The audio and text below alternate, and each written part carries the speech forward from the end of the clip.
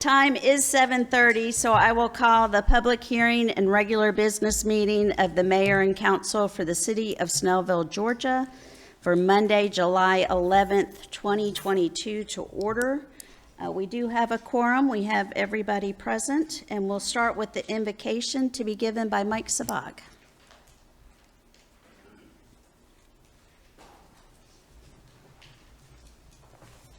Good evening. Let us bow our heads for tonight's invocation. Our Heavenly Father of wisdom and love, we thank you for the many blessings you give us, the care and protection you provide. We ask you this evening, our Almighty Father, to let your wisdom fall upon us as we gather for this meeting in this great city of Snellville to carry out the business of our fellow brothers and sisters. Lord, give us clarity and the wisdom so that we can effectively tackle each part of today's agenda, reveal problem areas, and show us the best solution that would apply. Point our eyes to every positive outcome among us and for the benefit of all, as you have clearly said in your words in the Bible, in Proverbs, for the Lord gives wisdom, from his mouth come knowledge and understanding. That is why we pray for, help us apply this wisdom tonight as we decide on certain matters and make up plans. This we pray in Jesus' name. Amen. Amen. Thank you, Mike. And now we'll have the pledge to the flag. Please stand. I pledge allegiance to the flag of the United States of America and to the republic for which it stands, one nation, under God, indivisible, with liberty and justice for all.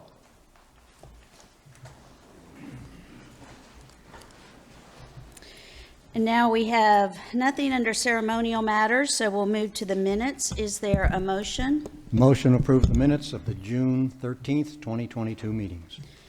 There's a motion to approve the minutes. Is there a second? Second. With a motion and a second, all in favor, please raise your hand. That is 6 in favor, so none are opposed. And under invited guests, we have Mike Sabag. If you'd like to come up.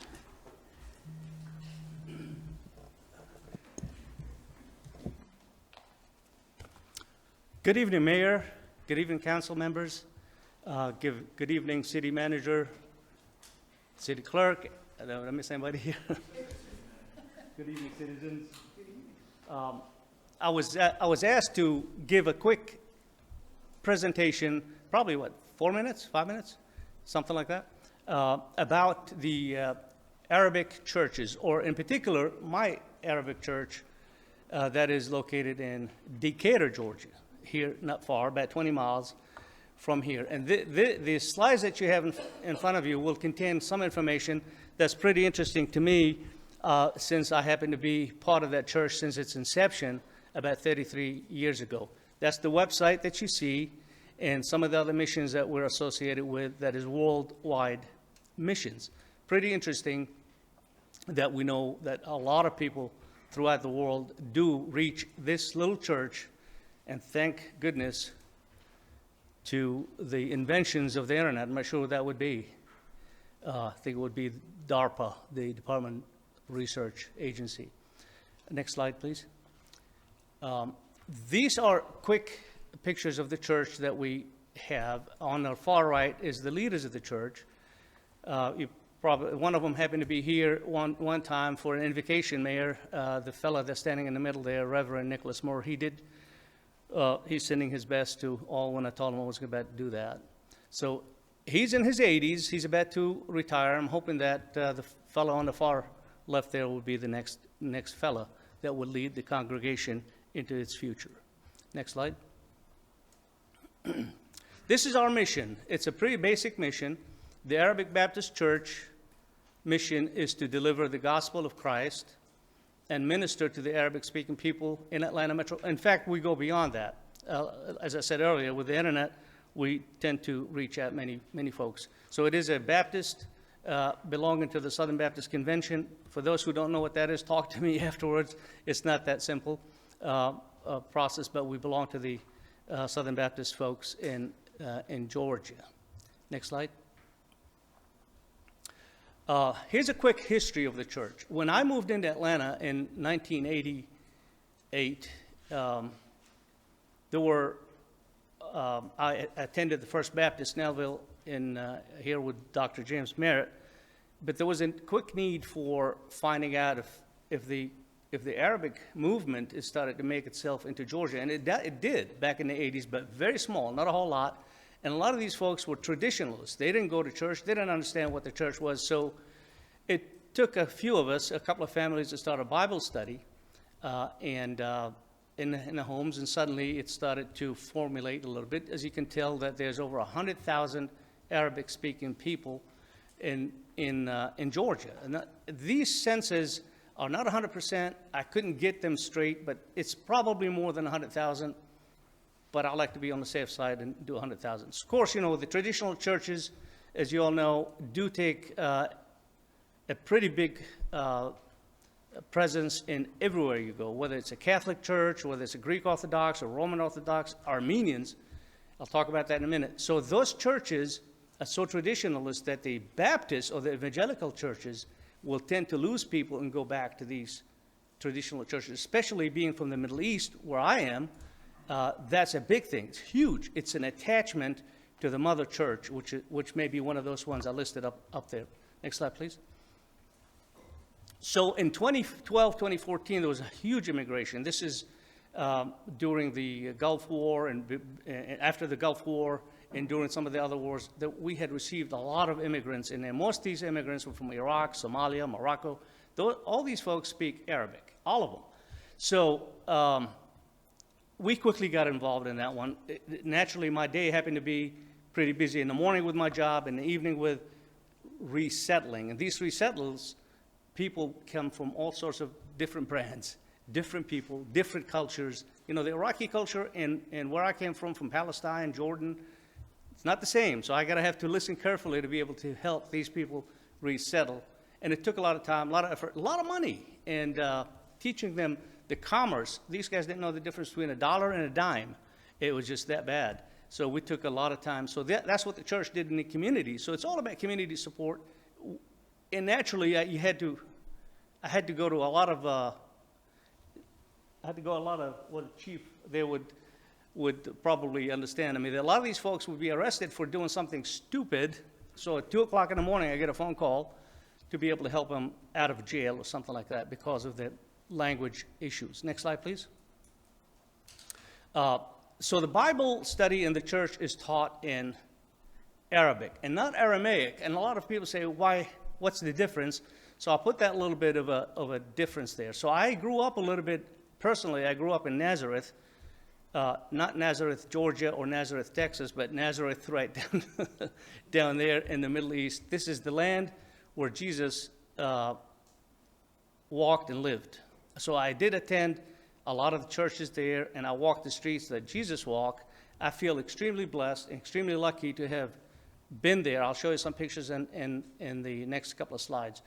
So the difference in Aramaic and Arabic, they're very similar. They're actually written almost the same as far as the alphabets are concerned, but they're enunciated a little differently because you can tell the Semitic languages. They both originate from that area, probably right in the heart of Jerusalem, if I have to bet $1.50 on it, but it's in that neighborhood. So the language and the spoken language right now in that region is Arabic and Hebrew in Jerusalem and Bethlehem. And I'll show you some pictures on that. So Aramaic, we know, but some people try to put doubt in it that Jesus spoke or did not speak. But he spoke Aramaic and a little bit of the old Hebrew, or was called Yiddish at the time.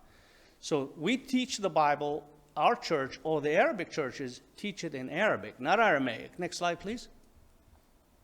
This is where Jerusalem is. This is where Palestine, if you can take a look, right in the heart of the city, right in the heart of on the upper northwest, you see the word Jerusalem. Right below it is where Bethlehem is. So I lived in that area, and I think I know it pretty good. Of course, I got to still need my GPS to get me around the neighborhood. But that's a pretty interesting, even now, with all what's happening as far as some of the conflicts that's going on in there, it's still a pretty safe area. So I encourage my fellow citizens here, if they need to know anything and they want to reach out to me, I'm here for your service. I'd be more than happy to share some of that information with you. Pretty interesting time. Jerusalem is a beautiful place. Bethlehem is a beautiful place. Nazareth is amazing. And of course, you have the Dead Sea, which is the lowest point on earth, the lowest point in this globe that we live on this earth that we live on. It's beautiful, and you can go over there and throw yourself in the water, try to drown yourself. You won't be able to because of the content of salt in it. Next slide, please. This is the Nativity Church in Bethlehem. Notice the pink or rose stairs. That will take you down to where the manger was, and that star that you see that you see on the right. These pictures I took with my own camera, my own phone. That's where it says Jesus Christ was born. It's written in Arabic and other languages. Aramaic is one of them on that silver star. For you to go in there, you have to be careful because there's really not a whole lot of wheelchair accessories, and you just gotta have to be healthy. It's not done that way, so you gotta just don't stumble because it's gonna be hard for you to get back up a couple of flights. One more, please. Where my son is standing in that picture there on the left, that is the entrance. That is the main entrance to the Nativity Church. This is where Jesus was born. That's where the manger was. Many reasons for that being that way, that short. It's about 4 feet high, is to show humility, and for you to come in, you get a bow to get in. And the other story behind it is that during the wars, because horses were used at the time, these horses were going through the church, because remember that church was built in the 600 AD by Justinian, and you can tell how far that door was. You can see the arch. So they would bring horses in there. Naturally, that is a disrespect to the church. Bottom line is, one of the Muslim conquerors decided to bring it down a little bit to show a little bit of respect. On the right is how do you all say that word? Thank you. If you've never been there, go see that. It's pretty interesting. That's where Jesus had his last prayer before crucifixion. Next slide will show you one of these beautiful trees. Now, this is one of the trees that I had taken a picture of. Again, it's a little blurry, but that's an olive tree. That's where Jesus was, we assume, in that area. I mean, look at that olive tree. It's about 2,000 years old, maybe more, and it's still preserved to date, and I hope they continue to preserve it. Hopefully, when we get a nutcase out there trying to chop it up, and there have been attempts for that to happen. Next slide, please. This is Jerusalem from the outskirts. You can see the wall. The wall had been, of course, if you read history, that wall is pretty important. You can see how it's designed on top, because that's where the bow and arrow folks would stand there to protect Jerusalem. That's where the city of David was, inside the wall. The last renovation of the wall was done by the Ottoman Empire by a fellow by the name of Salahuddin Ayyubi. And Salahuddin Ayyubi was, of course, he used skills probably from folks that know how to build walls, because I don't think the Arabs or the Jews know how to build any damn thing out there. They probably mess it up if they had to. So he brought these guys up there, and he built that wall. This is the new renovation on there. You can see the Dome of the Rock from where I was standing, and that's the Islamic temple for Muslims. Of course, it's pretty important. You see that on the news quite a bit. So So I brought that in there to tell you that when I go to Jerusalem or Bethlehem, I get invited to speak at a lot of churches to be part of their, Sunday, and often it's hard to maneuver unless you're driven with someone who happen to have authorities. And I like to head back again once I get a clean bill of health, so I can travel. And I will do that one more time. It's a beautiful place. If you guys are interested in this, join my church, which you see in the website up top, or let me know if you need anything about your trips, and I'll be more than happy to assist. Mayor, that concludes my quick 6.5 minutes or whatever, 7 minutes, I think. And if you need any added information, let me know. And I appreciate you inviting me. Thank you, Council Lady Solange, for reaching out to me. I'd be more than happy to do this again or some other topic. You all have a great evening. I'll be sitting right there quietly. Thank you very much, Mike. We have no committee or department reports, so we'll move to the approval of the agenda. Is there a motion? Motion to approve tonight's agenda, July 11th, 2022. There's a motion to approve. Is there a second? Second. With a motion and a second, all in favor, please raise your hand. That is 6 in favor with none opposed, so the agenda is as it's posted. Now we move to our public hearing. We have the first item under our public hearing, Public A, is to provide the citizens, all of you, the opportunity to submit written or oral comments on the proposed 2022 millage rate. We have proposed a millage rate of 4.0, which is a reduction in our millage rate currently and for the past, how many years, Butch? 7 years? 8. The past 8 years, our millage rate was 4.588. We are proposing to reduce the millage rate down to 4.0. So that would be a reduction. If your house value was not reappraised in the county reappraisals, then you will see a decrease in your property tax from the city. If your house was reappraised, then most of that increase will be resolved or reduced with this reduction, probably not quite all of it. I know my house value went up an exorbitant amount because of all my neighbors who sold at really high prices. So I will open the floor to public comment. If you'd like to come up and address the millage rate proposal at 4.0 mils, then please come forward and state your name and address for the record.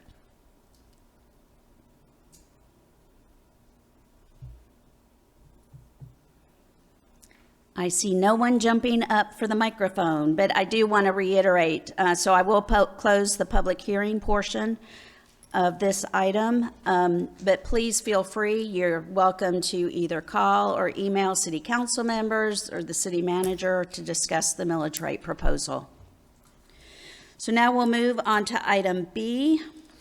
Item B is the second reading RZ 22-04 and LUP 22-04.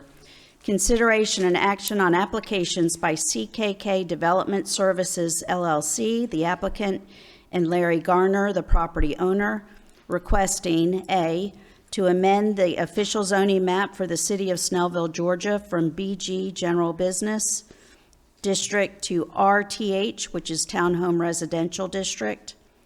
B, to amend the Snellville 2040 Comprehensive Plan Future Land Use Map from commercial retail to medium-density residential.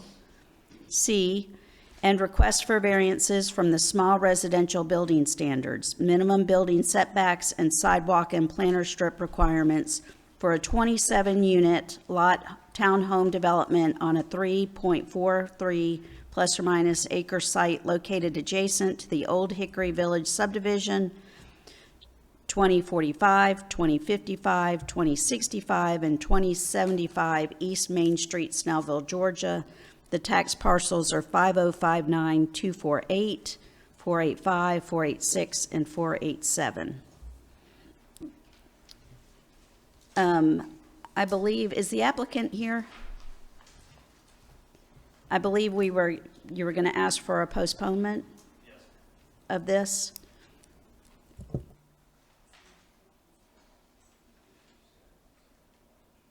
Okay, so you're requesting a postponement. Okay. Okay. To the August 22nd meeting. Is there a motion by the city council? Motion to postpone, table RZ 22, let me use the glasses, 22-04 and LUP 22-04, table through the August 22nd meeting. Okay, so there is a motion to table this item until August 22nd by request of the applicant. Is there a second? Second. I heard Todd. So we have a motion and a second to postpone this. All in favor, please raise your hand. That is 6 in favor with none opposed. Oh, can I get your name?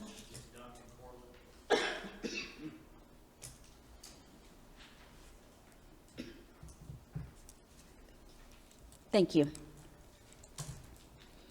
So if anyone was here for that public hearing item, then it will be discussed at the August 22nd meeting. Next, we have several first readings on our public hearing, and if you're not familiar with our process, our first reading, we do no public discussion. Tonight, I will read through the heading, and then we waive this reading and put it on our next agenda, which will be the July 25th for the second reading and the public hearing and the vote. So we have item C, first reading, CIC 22-02, consideration and recommendation on application by Tomco 2 Systems Company requesting a change in conditions and variances from the Snellville Unified Development Ordinance to allow certain nonconformities to remain as is, while also allowing for a 2,400 square foot expansion of an existing nonconforming metal building. The property consists of A, Track 1, 2.699 plus or minus acres zoned OP Office Professional District at 3320 Brushy Fork Road, Loganville, tax parcel R5099003. B, Track 2, 6.9 plus or minus acres zoned LM Light Manufacturing District at 3340 Rosebud Road, Loganville, tax parcel 5099005. And C, Tract 2B, 8.32 plus or minus acres, zoned LM Light Manufacturing District at 3330 Rosebud Road, Loganville, tax parcel 5099027. Is there a motion? Motion to waive the first reading of CIC 22-02 and place it on the agenda of the August 8th meeting for a second reading and public hearing. It's July 25th. Sorry, July 25th. Okay, so we have a motion to waive and place on the July 25th meeting agenda. Is there a second? Second. So motion and a second. All in favor, please raise your hand. That is 6 in favor with 0 opposed. And on any of these projects that I'm reading, you can find more information on the city's website if you click on the zoning and variances link.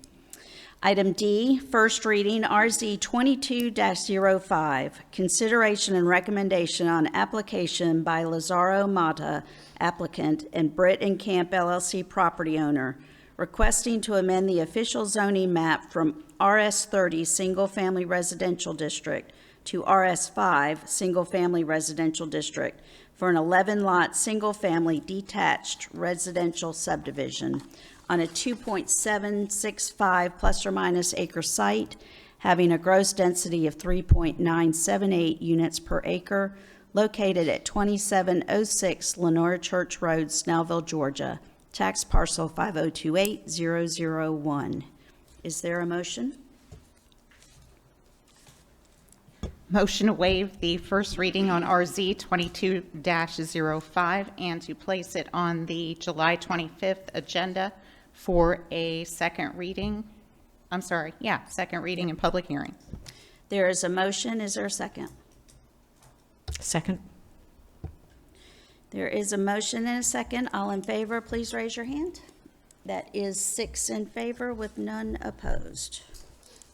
Then we have item E, first reading, RZ 22-07, LUP 22-06, consideration and recommendation on applications by Century Communities of Georgia LLC, the applicant, and Hazel L. Lee and Brenda G. Lee, property owners, requesting A, to amend the 2040 Comprehensive Plan future land use map from medium-density residential to low-density residential. B, to amend the official zoning map from RS15 Single Family Residential District to RS5 Single Family Residential District for a 98-lot, single-family detached residential subdivision on a 25.052 plus or minus acre site having a gross density of 3.91 units per acre, located at 1689 and 1725 Rockdale Circle, Snellville, Georgia. Tax parcels 5060008 and 023. Is there a motion? Motion to waive the first reading of RZ 22-07 and LUP 22-06 and place them on the agenda of the July 25th meeting for a second reading and public hearing. There is a motion. Is there a second? Second. With a motion and a second, I will call for the vote. Please raise your hand. It is 6 in favor and none opposed.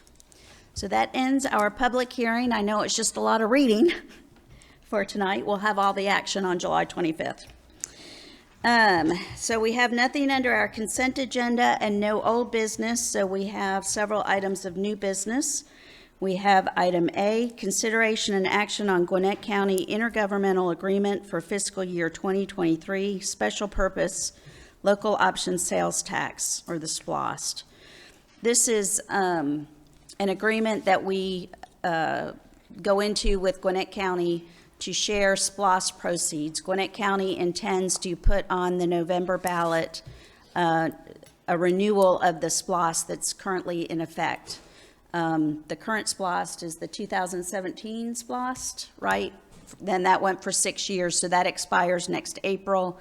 This, if the voters approve it, would start next April, so it would continue on for another 6 years.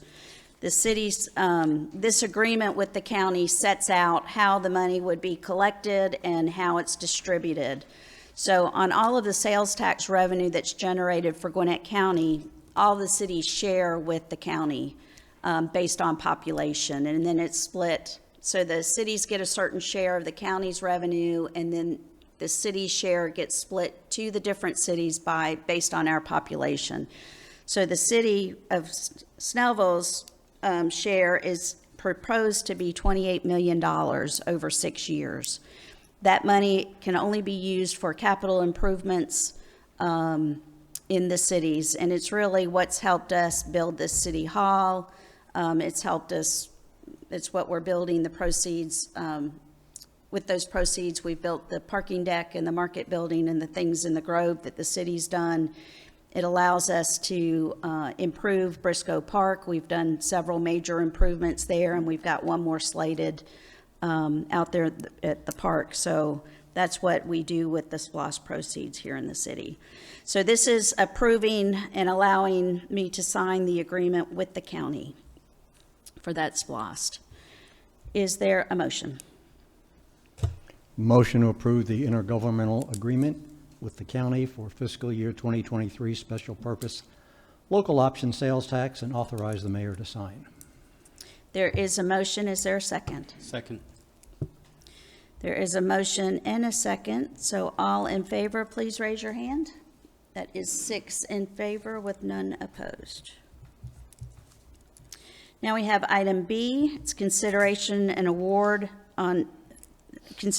action on award of a bid for janitorial services. Butch, you want to talk about that? This is a service that we have not bid out for several years, and we felt like we really needed to see what was out there, see who was out there, and sure enough, we had 9 bidders on bidding the janitorial services for this building and the police department, and the low bidder was our current vendor, Modern Maintenance. Their annual bid was $23,868, and we would recommend, Melissa Arnold did a great job doing the research on this. We would recommend a 3-month probationary period where they will have to do some pretty serious maintenance and cleanup, so they show us that they can meet the standard and do the work. But we are recommending that Modern Maintenance be awarded the annual contract should they be successful in that 3-month probation period. Thank you. Is there a motion? Motion to for janitorial services to Modern Maintenance in the amount of $23,868. There is a motion. Is there a second? Second. There is a motion and a second. All in favor, please raise your hand. That is 6 in favor with none opposed. Have item C, consideration and action on the purchase of the new maintenance building at Briscoe Park. Butch, you want to talk about that too? Sure. The mayor mentioned earlier projects and improvements that we've made at Briscoe, and this is the next one. If anybody's been over there, and you can see our maintenance building in the center of the park, it's in terrible shape. It has barbed wire around it. Our master plan update calls for a lot of improvements in that area. Everything from a rec center to new basketball courts to pickleball courts, tennis courts. And so we really need to improve and move that maintenance facility. And this is the first step of 3, which will allow us to build a new building back on the open field, kind of in the northeast corner of the property. We will enter through the Public Works gate. Won't have to build another gate. It'll be very secure. And this is the first step in ordering the building and also paying for the erection of the building. The other 2 steps, site work will be bid out, including paving and dirt moving, and also the interior build out of the building. But this is the first of 3 steps. Doing it this way allows us to stay ahead of the supply chain issues. We probably get the building built 6 months faster than we would otherwise. So we are recommending the purchase of the building and its construction after the site work is done from Champion Buildings Incorporated, as recommended by our consulting engineer in the amount of $254,500. And this is another one of those SPLOST funded projects. Thank you, Butch. Is there a motion? Motion to approve the purchase of the new maintenance building at Briscoe Park by Champion Buildings Incorporated in the amount of $254,500. There is a motion. Is there a second? Second. There's a motion and a second. So all in favor, please raise your hand. That is 6 in favor with none opposed. So we'll buy us a building. Next, we have item D, consideration and action on a moratorium of residential zoning. Does someone want to talk about this? Mr. Warner? One of the issues that's been presented to all of the municipalities and governments in the state of Georgia has been a change in the way housing is being built. And the newest trend is neighborhoods being totally built as rental properties. Not a single house is available for individuals to buy. They're owned by large corporations. And one of the many issues that comes to mind is, as we move down the road, years down the road, and these organizations decide to sell off these homes, everyone in here that lives in a neighborhood has an HOA, has covenants, has things in place to protect the property owners as they purchase those properties, to give them a sense of continuity, to give them a sense of community. Well, with the build-to-rent communities, none of that structure would be in place. So what happens 20, 30 years down the road, or maybe 2 years down the road, that they decide they don't want to be in the house renting market anymore? So we need to adjust our zoning ordinance called the UDO because it has absolutely nothing in it that addresses the specific needs of build-to-rent communities. So we're taking a little time to look at what the industry is doing, what other municipalities are doing, other governmental agencies, so we can make sure that the residents of Snellville are protected not only today but down the road. Thank you, Mr. Warner. Is there a motion? Well, I guess I'll make a motion You can go ahead and- to approve the moratorium. I think it is 22-06, is that right? That's correct. And it is a 6-month moratorium on the issuance of single-family residential buildings, with the exception of multifamily and mixed use. And if someone comes in and specifically lets us know that they are, Stop. that's enough. Oh, my microphone went on? You want me to go through all that again? No, we heard it. Just say a motion to approve the I resolution. motion to approve the moratorium. There is a motion. Is there a second? Second. Ooh. Christie seemed to come out louder and stronger, so we'll take Christie as the second. There is a motion and a second. All in favor, please raise your hand. That is 6 in favor with none opposed. And now the next couple of items are reappointments to our boards and commissions for some terms that have been ready to expire, and we'll do each of those per board and not individual people.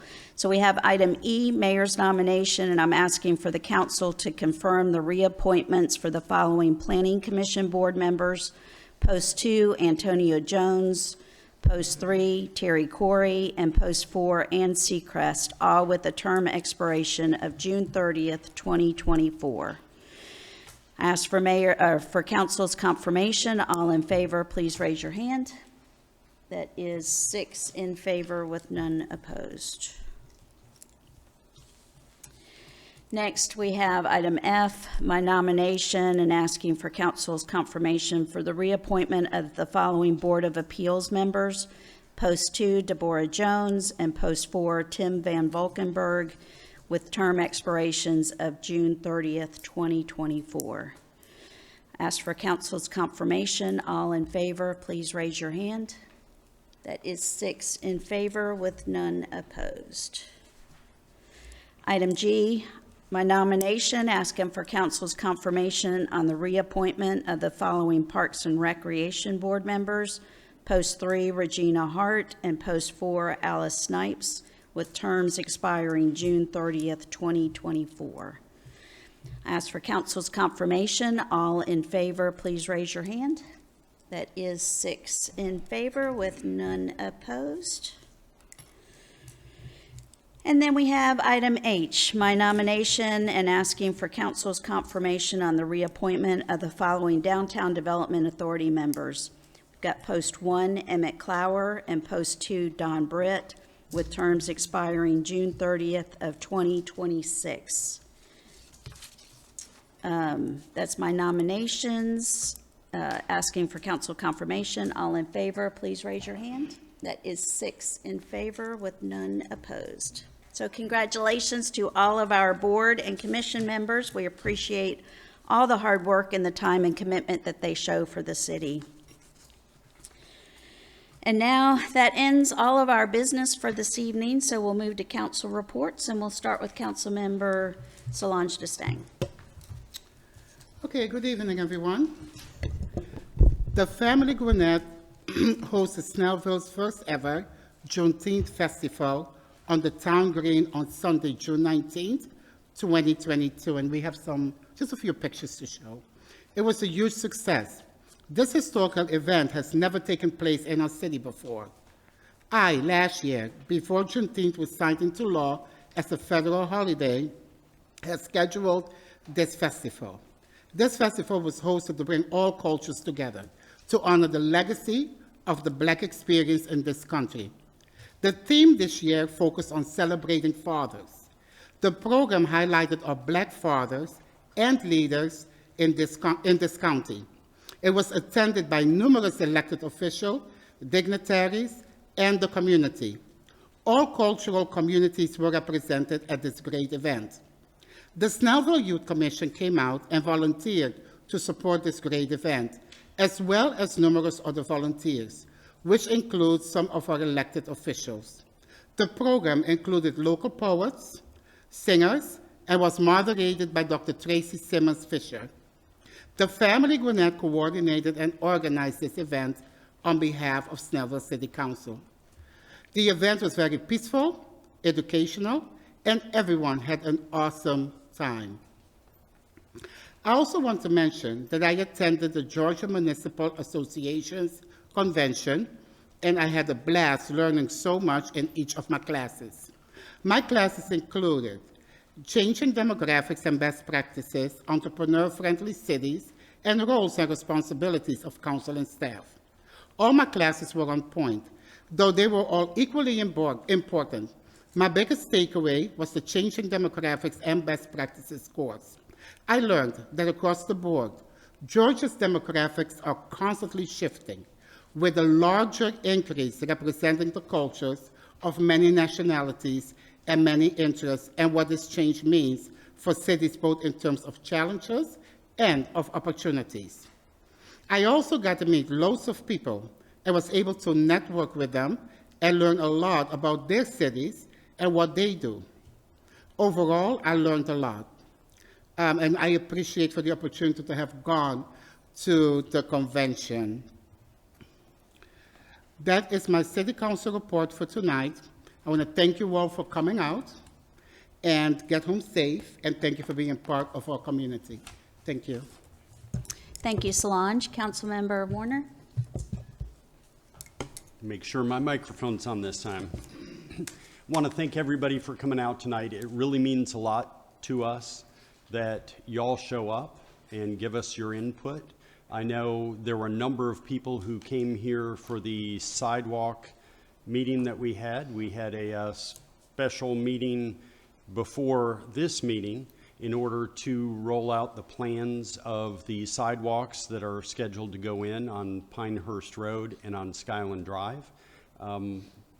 We're going to be using ARPA funds in order to get those projects moving forward, and those two projects were picked because they touch the most neighborhoods, the most individuals within the city of Snellville. So by doing those two projects, we'll be able to tie more people, more neighborhoods together than if we were to do any others.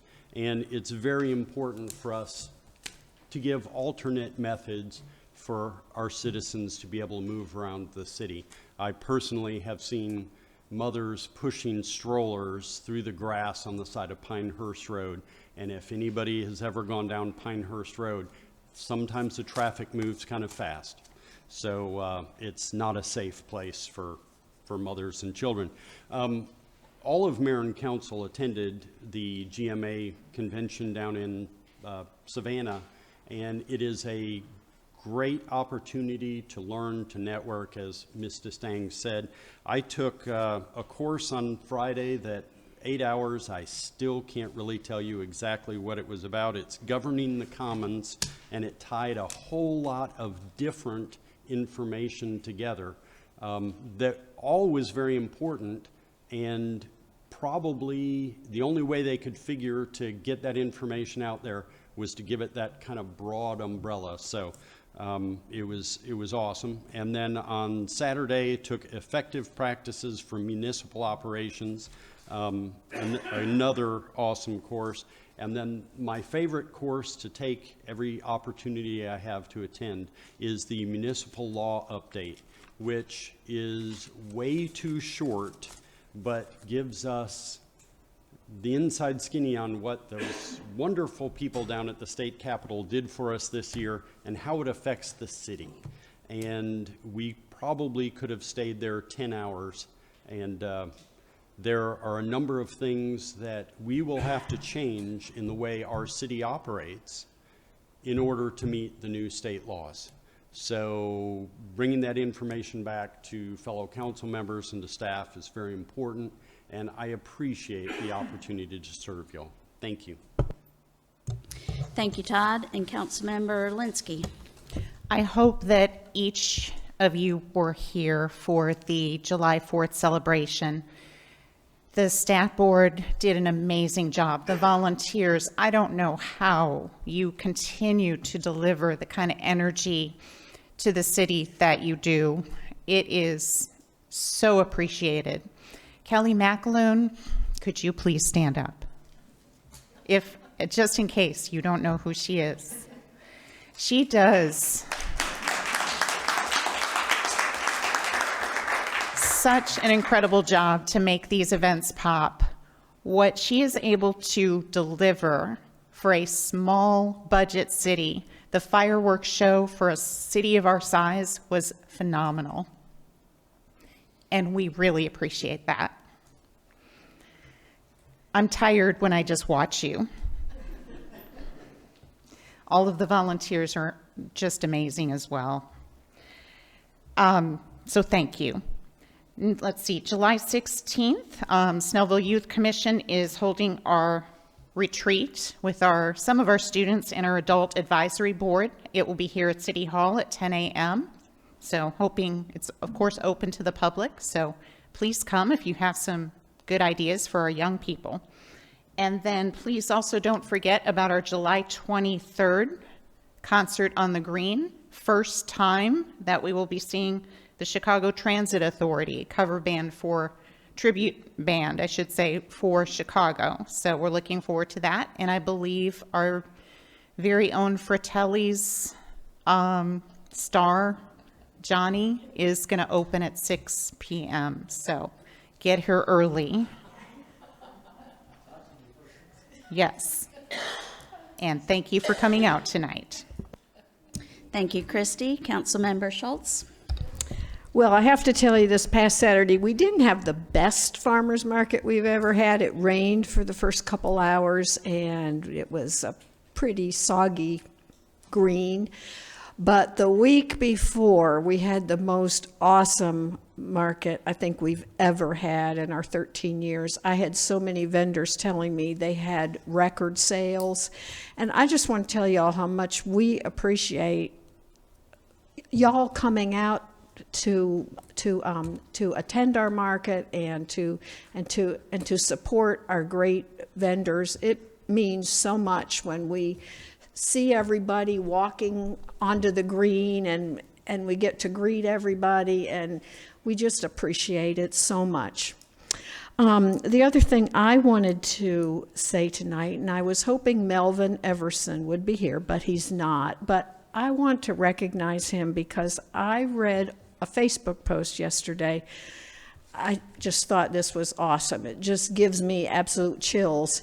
He has modeled, he's been the model for a statue of Martin Luther King that's going to be placed at Mercedes-Benz Stadium on January 16th, 2023. And I thought, what a great honor for our friend Melvin. I know he's just very proud of that, and justifiably so, to be asked to do that. What a very, very special recognition.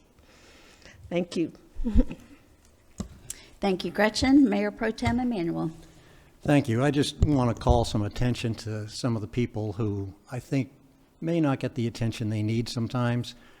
We wouldn't have such a successful farmers market without Kurt and Gretchen Schultz. And time after time after time, it seems like it just keeps getting better. And a lot of times, after a number of years, some things hit a peak and then they start to decline. And with Kurt and Gretchen at the helm, it just seems like it just keeps on climbing and getting better every year. And they just do a fantastic job with both it and the community garden. And when they first proposed the farmers market, I thought, what's the big deal?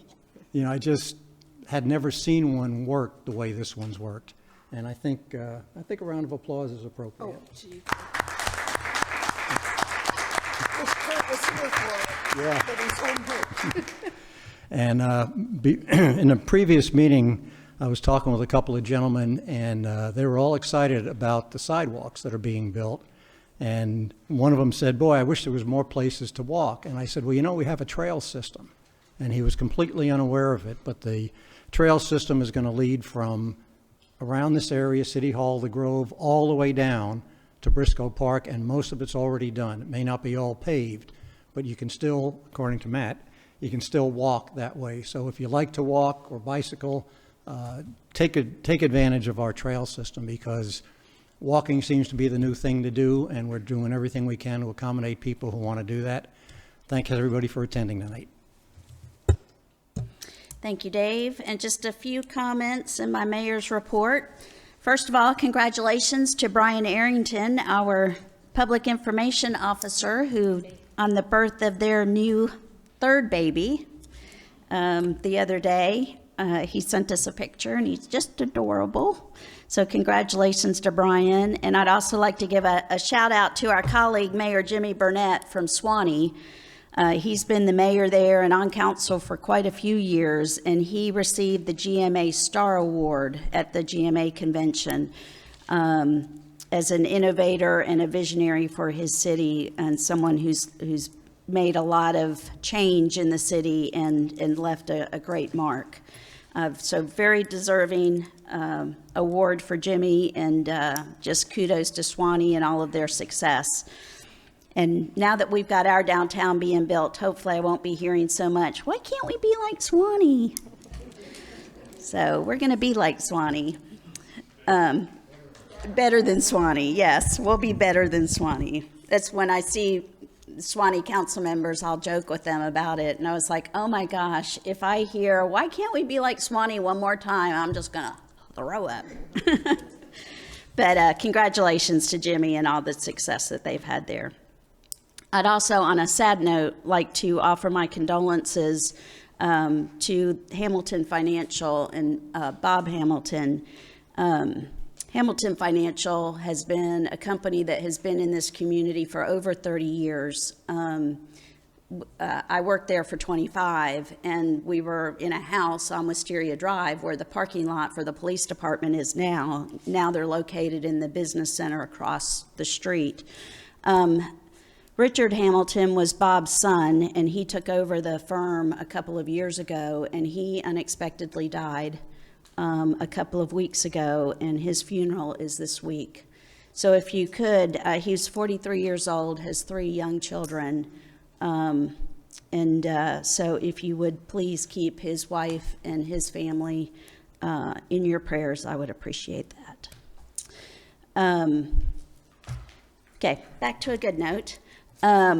Kelly informed me that, reminded me that Skechers, the shoes company, is having a ribbon cutting. They are opening their store at the old Fresh Market store on 124.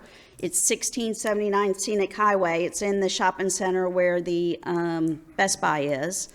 It's July 15th, which is this Friday at 11 a.m. So they're going to have a prize wheel and lots of giveaways. So if you would like to attend, we would love to see a good gathering from Snellville there. And on the Juneteenth celebration, I am so sorry that I missed it, but I had a death in my family over that weekend, and I had a lot of family in town and dealing with all the issues there. But from all accounts, it was a very successful event, so kudos to Ann and Solange for pulling that off and for bringing that to the city. And July 4th, I was out of town with my family, so I missed the big celebration, but sounds like it went off without a hitch. So good for good weather, right? So that will end my mayor's report, and so I will open the floor to public comment. I do have some people that signed up, so I will call you out first, and then, of course, anyone else, even if you didn't sign up, you can speak. We do ask, it's a 5-minute limit, and on one topic, please. So first, Ann LaFavor. And if you'll give your name and address for the record. Hi, my name is Ann LaFavor. My address is 35 Patterson Road, Suite 465293, Lawrenceville, Georgia 342. Good evening, City Council. I originally came to speak to you to congratulate you on a successful Juneteenth event. Instead, I must address 2 racist emails sent out today to incite divisive racial comments and concerns. An email by a city employee and the second by a city council person, with another city council person including a video. Your Snellville employee who did not attend your Juneteenth event and earlier refused to work with me sent out an email to the full council attacking your Juneteenth celebration. This woman sounds like a distorted, and unhappy employee who hasn't adapted to our cultural diverse community. It may be time for you to look for her replacement.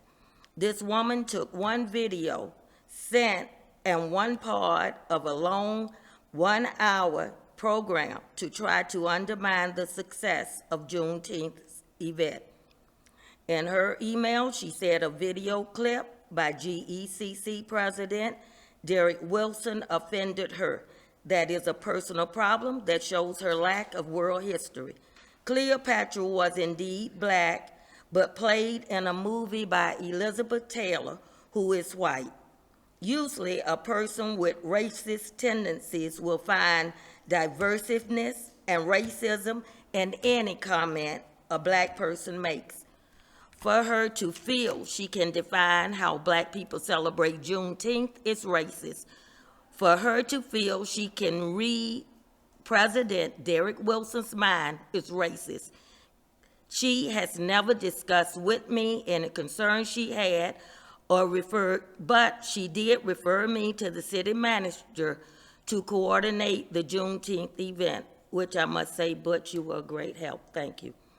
For the record, this was not an event my organization was asked to do. We did not ask, we did not reach out to do this event. As for each complaint now have that she had, such as the comedy skit, she allowed a recent candidate to speak at one of her events on the lawn, and this council has allowed endorsements from the dais. This was a day-long event she chose not to attend, but now complained because she could not claim any part of its success. This shows a slave master mentality, thinking black people must adhere to what she feels is black acceptable behavior. As a black person and a direct descendant of a slave, I do not apologize for my blackness. I could go on and on with her, but since I have just a minute and a half, I want to address the city council person for her direct lies on me, and shame on her. I stand by my statement that you did not include City Councilwoman Salance in the proclamation. She is here. We can ask her what part, other than signing it, she had input. You bragged that you wrote it alone. Also, check your facts. I never spoke on Mayor Bender, Barbara, I got your name wrong, forgive me, alone, since I knew she had planned on attending but had death in her family. Since you want to talk, let's talk about a few things on an attempt on the 11th hour to sabotage the event. How the porta potties were removed and the new ones not delivered. How the city originally reneged on everything that they took ownership of producing. If anything was political, then that email was political. I have no reason whatsoever to have volunteered to do Juneteenth because our organization needed something to do. We did it for the city because we believe in this city, and this city must do better. Thank you. Next we have, and I apologize if I get your name wrong, I've got Dorcas Dial. Are you still here tonight? Lives at 59 Pinehurst? I think they left. They left early, okay. I'm going to contact them, talk to them in the open. In the sidewalk meeting. Okay, very good. Mr. Wiggs?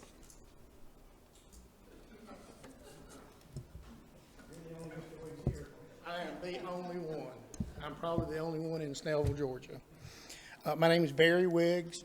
I live at 2210 Stockton Walk Lane, Snellville. And I wanted to just make a brief statement. With working with Walton EMC, we have got probably 80% of the wooden poles, lights on. Some, you're never going to get 100%. some's gonna falter, some, so, but we're still working on that. And with talking with them, I understand the city has someone now working with them on the city poles. We've been working with them. Well, no, I mean, more dedicated than in previous years. So, and that's a good thing. That's a good thing. I'm not complaining about that. So, but that was what I really wanted to just say that and to the audience, if you live in the city and you see a street light out, you don't have to live in front of that street light to report it to Walton EMC. So if you see a light out, call them, and typically 3 to 5 days, they will be out and investigate and get it fixed. So, but that's it. Thank you, Mr. Wiggs, and I appreciate yours and Tricia's efforts on that front for us. Yeah. We really appreciate it. Thank you, and now we have Tricia Rollins.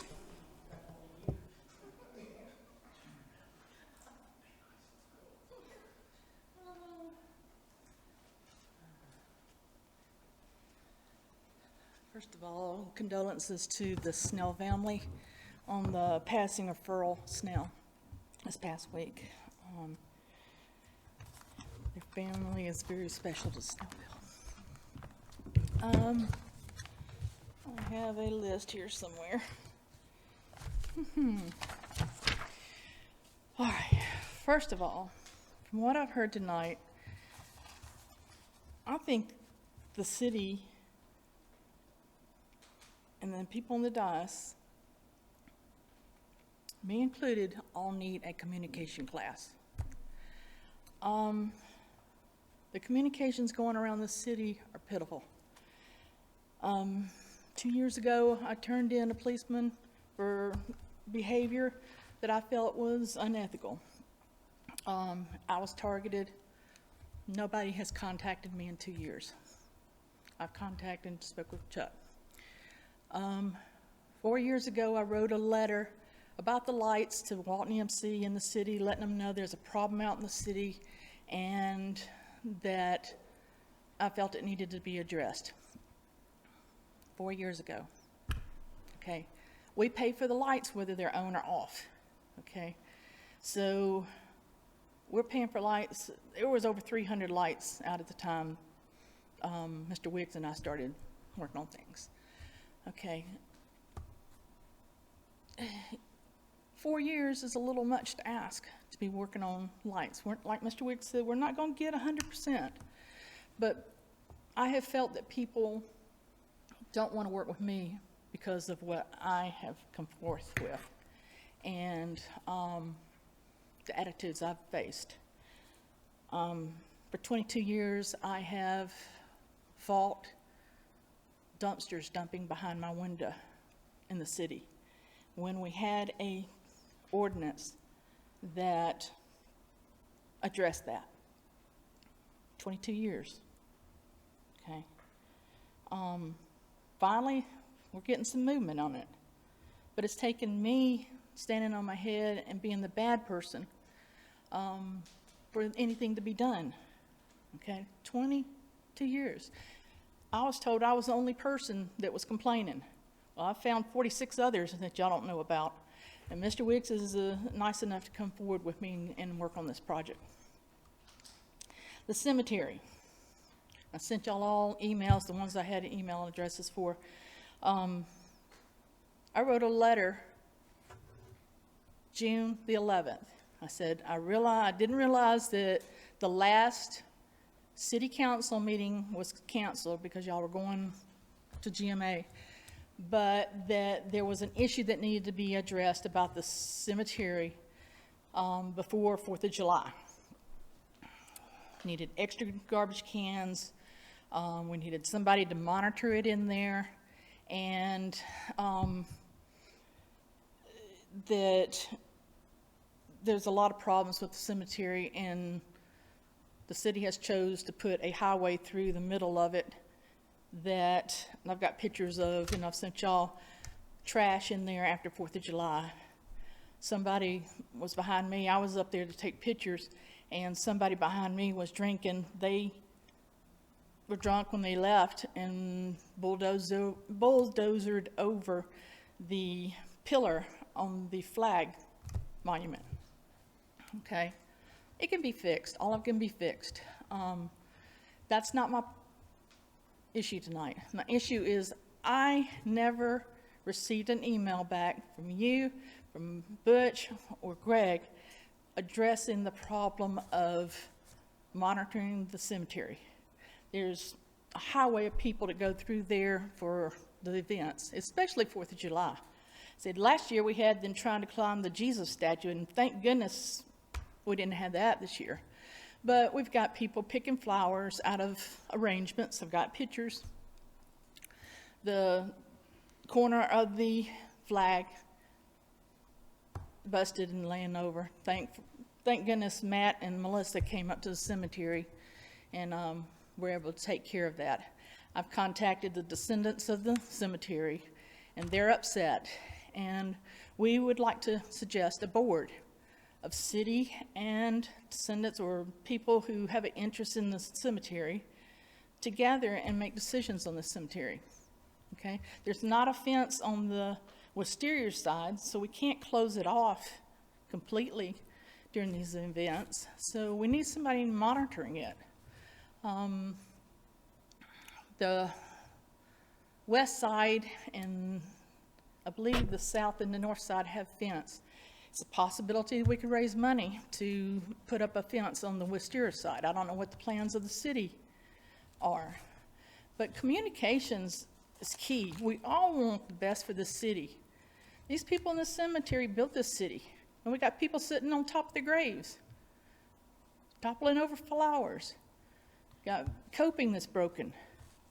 There's no respect in that cemetery right now. I think everybody up here needs a communication class.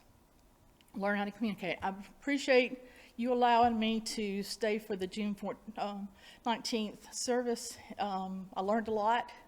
That's what I expected attending it. Staying to clean up with your crew and your daughter. She worked me to death, but I do appreciate that. And I do want to thank you. To interrupt, I do want to thank you for staying back and helping us clean. We all needed all hands. I enjoyed it. Thank you. But if we could learn to communicate a little better in this city with the people. You work for the citizens of the city. I know that y'all feel like that y'all are doing all the work, and we appreciate it. But there's other people out here in the city working too. I work night and day with SNAP to communicate between all my neighborhoods, to hold them together. And if you don't have monitors in the cemetery, contact me. I'll get SNAP members to stand out there. We don't have any authority, but we can certainly call somebody. But we're willing to volunteer. We just need to communicate. Thank you. Thank you, Tricia. And that's all that's on the sign-up list, but anyone in the audience is welcome to come up. Just state your name and address for the record. Seeing no one, I will close the public comment. Okay. Right under the wire. Good. If you'll just give your name and address for the record. Yeah, my name is Omar Abdul Jalil, and I live at 4255 Smoke Creek Parkway. It's my first time ever coming to a meeting like this. I'm in the supply chain industry. I'm a truck driver. I deliver groceries. I deliver food to the stores. Thank you for what you do. Yeah. But I'm concerned. That's why I came here. I'm concerned because I'm a father. I have 3 children. And currently, I'm being harassed. I'm not afraid, but I am being harassed. Pretty much everywhere I go, I notice that there's white Sprinter vans, and then somebody will come up and try to get me to do some sort of interaction with them. I don't think those are police officers because they're well organized. but I don't know what's going on. I'm not a criminal. I don't sell drugs. I love my country. I'm not suicidal. I'm not mentally ill. But this has been going on for a while, and I don't really know what to do at this moment. So I'm being very honest with all of y'all and telling y'all that this is what's going on. I would ask you, the man in the red shirt back there is our police chief, Yes, if you would speak with him thank you. and give him some detail. Thank you.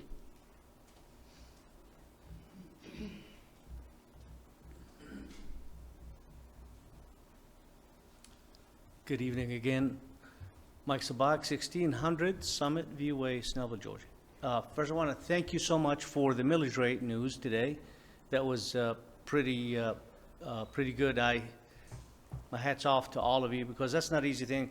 Mr. Sanders had worked really hard at the numbers, I assume, and boy, I tell you, with what you mentioned, Mayor, about the homes going sky high, we all feel the pinch. Some of us probably own more than one house or property, and simply that just digs in a little bit into the checkbook, I assume.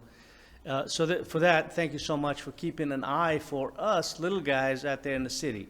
That is pretty great. The other thing is thanks to the entire staff for keeping these streets beautiful. I tell you what, I've been driving around some of these paved streets, and that is a joy. It's really great. I'm not sure if there's any more paving to be done, but A lot more. yep. But so far we have. I've been enjoying it. Councilman Warner and I had a couple of conversations about that in the past, and I do appreciate you guiding me through the process that's going. Councilman Emmanuel, I really want to take that trail thing, but I don't know where to begin, but you may have to show me. And those things are great. The last thing is, I also want to thank the chief of police for the, I'm not sure what that ordinance is called, the noise ordinance for these cars that just cut off these mufflers and make that extra noise. I think it's been settling down in the city, and just please keep an eye on them, because they do show up in my neighborhood. I'm an old man, I sleep a little early, and just don't like to have these noises show up there behind my bedroom window. Thank you so much for what you do, and I appreciate the time that you allowed me this afternoon or this early evening. Thanks again. Thank you, Mike.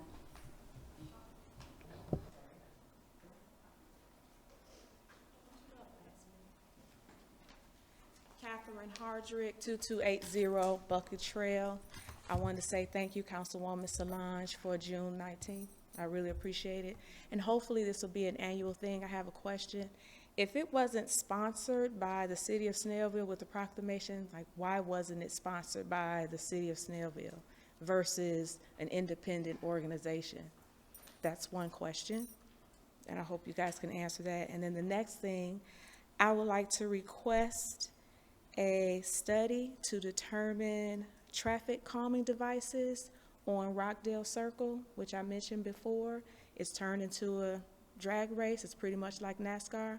I know you guys are installing sidewalks, but right now it's just too much speeding. So I don't know if we need to install speed bumps or something like that.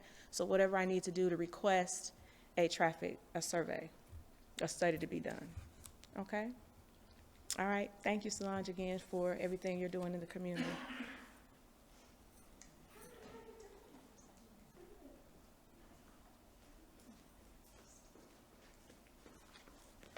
Hello. My name is Dorothy Brown, and I live at 2020, Hickory Station Circle, and I'm new there. But I had a letter that was sent to me regarding some planning. So I didn't come to the initial meeting. So I had another letter that said, this is your second notice. So my question is, did I fail to do something pertaining to the planning of this? I don't know, I think they are doing, like I have the first letter was from the City of Snellville Planning and Development. Apparently they're trying to build something on Main Street East.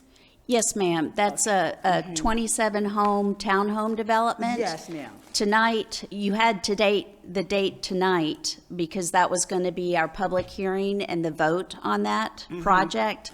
But the applicant asked for a postponement And so it was postponed now. We will do the public hearing on August the 22nd at that meeting.